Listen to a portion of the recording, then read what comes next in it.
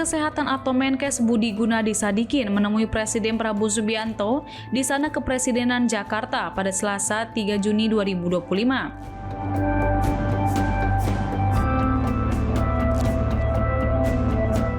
Dalam pertemuan tersebut, Budi melaporkan tren kenaikan kasus positif COVID-19 kepada Prabowo.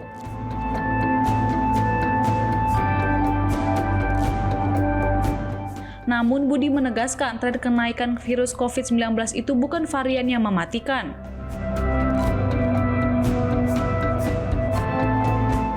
Ia menyampaikan saat ini kondisi COVID-19 di Indonesia masih dalam kategori terkendali.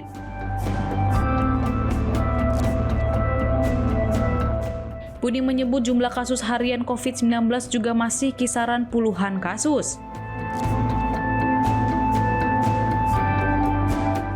Menurutnya, kenaikan angka kasus COVID-19 yang terjadi di beberapa negara tidak terlalu dikhawatirkan karena mayoritas kasus berasal dari subvarian Omikron.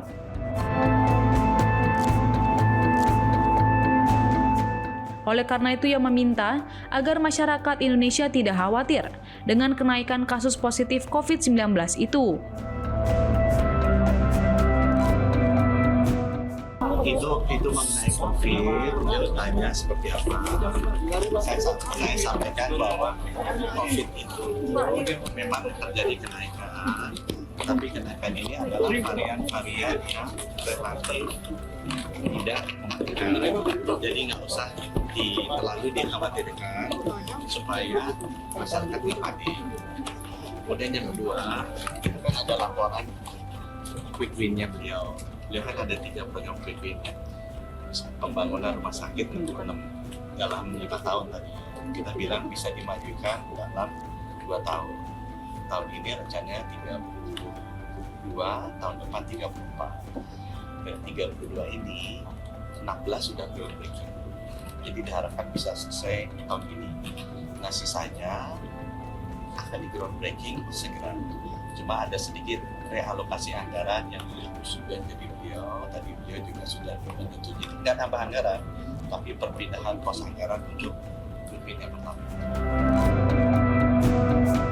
Sebagai informasi, berdasarkan data yang dirilis oleh Kementerian Kesehatan, menunjukkan adanya peningkatan kasus COVID-19 secara nasional dalam 2 pekan terakhir.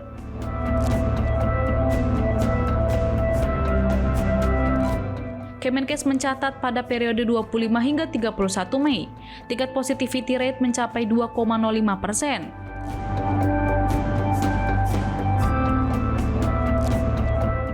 Artinya dari 100 orang yang diperiksa, terdapat 2 orang yang hasilnya positif COVID-19.